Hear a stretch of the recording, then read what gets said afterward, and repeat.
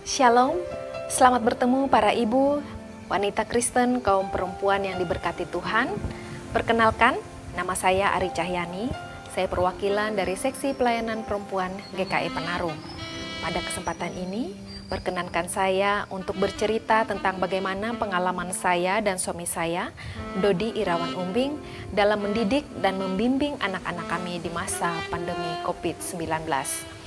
Kami dikaruniai 2 orang anak. Yang pertama, anak perempuan kami berusia 12 tahun, saat ini duduk di bangku kelas 1 SMP. Dan yang kedua, anak kami berusia 7 tahun, anak laki-laki, saat ini duduk di kelas 2 SD. Ibu-ibu yang terkasih dalam Tuhan Yesus Kristus, seperti kita ketahui, pandemi COVID-19 tersebar dengan sangat cepat di seluruh dunia. Tidak terkecuali di Indonesia. Pemerintah kita telah mengambil tindakan untuk melakukan physical dan social distancing. Dan tentunya hal ini juga mengakibatkan terhentinya perekonomian dalam sektor pariwisata maupun dalam sektor pendidikan. Tidak terkecuali di sekolah.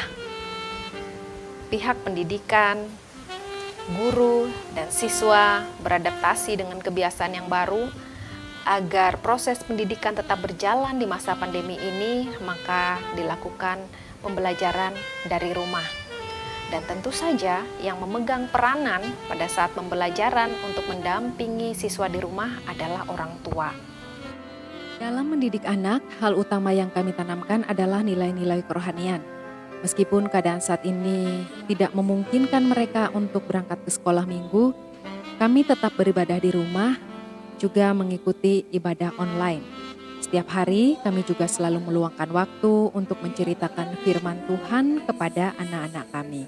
Di sela-sela kesibukan kami sebagai orang tua yang bekerja, kami tetap memberi prioritas untuk mendidik dan membimbing anak-anak kami. Mulai dari hal-hal yang sederhana, seperti melakukan pekerjaan rumah, menyapu, menyiram tanaman, merawat tanaman, membuat kue, ataupun hal-hal lain yang sudah mampu mereka lakukan.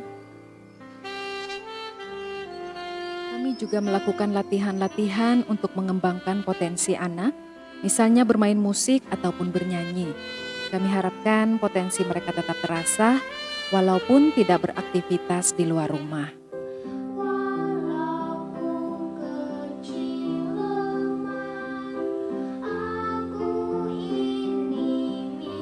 Bermain bersama anak juga kami lakukan untuk mengatasi kejenuhan mereka selama setahun lebih berada di rumah saja. Permainan yang sering kami lakukan seperti bermain ular tangga, juga bermain halma, main kartu, atau permainan yang lainnya. Kadang-kadang kami juga mengajak anak-anak pergi keluar memancing ataupun bermain air di sungai. Dalam hal mendampingi anak-anak mengerjakan tugas sekolah yang diberikan gurunya, kami memberikan perhatian yang cukup besar, apalagi pada awal pandemi di tahun 2020, anak kami yang terkecil masih duduk di kelas 1 SD. Saat itu, kami sendiri yang melatihnya untuk belajar menulis, hingga saat dia naik ke kelas 2, anak kami sudah cukup lancar membaca dan menulis. Walaupun terlihat sederhana bagi orang dewasa, misalnya saja pelajaran berhitung, kemudian menambah, mengurang, menghitung perkalian ataupun pembagian, juga menghitung pecahan atau membuat konversi berat atau panjang benda ke satuan kilogram ataupun ke kilometer, kami tetap harus belajar atau mencari panduan bagaimana cara untuk mengajarkannya dalam bahasa yang mudah dimengerti oleh anak. Selain itu, kami juga harus mengasah kemampuan kami dalam hal editing. Karena tugas anak-anak kebanyakan dikumpulkan dalam bentuk dokumen PDF, foto, ataupun video. Jadi, kami pun belajar berbagai aplikasi untuk menunjang pembelajaran anak-anak kami. Memang melelahkan, tapi juga menyenangkan. Di saat-saat ini, peran orang tua benar-benar dimaksimalkan, mulai dari merancang, kemudian membuat materi gambar ataupun video, mendesain latar belakang, juga mengarahkan anak, menjaga mood anak, juga melakukan editing video, hingga mengirimkan hasilnya melalui aplikasi. Lihatlah semua titik jauh di tengah laut, makin lama makin jelas bentuk rupanya. Dalam rangka Hari Gizi Nasional, anak kami Elroy mewakili sekolahnya untuk mengikuti ajang kreativitas orang tua dan anak yang diselenggarakan oleh Kementerian Pendidikan dan Kebudayaan Republik Indonesia dengan peserta dari berbagai daerah di Indonesia.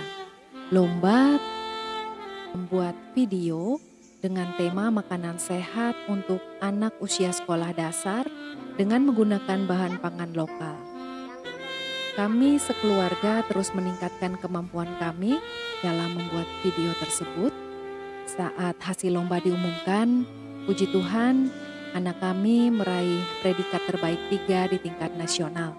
Hal ini menjadi penyemangat kami untuk terus belajar dan berkarya karena pandemi tidak menjadi halangan untuk kita meraih prestasi. Demikian sepenggal cerita yang dapat kami bagikan mengenai pengalaman kami dalam mendidik dan membimbing anak-anak kami pada masa pandemi COVID-19. Semoga bermanfaat, tetap menerapkan protokol kesehatan dimanapun dan kapanpun, memakai masker, mencuci tangan dengan sabun di air mengalir, menjaga jarak, menghindari kerumunan, dan membatasi mobilitas dan interaksi. Selamat Paskah, Tuhan memberkati.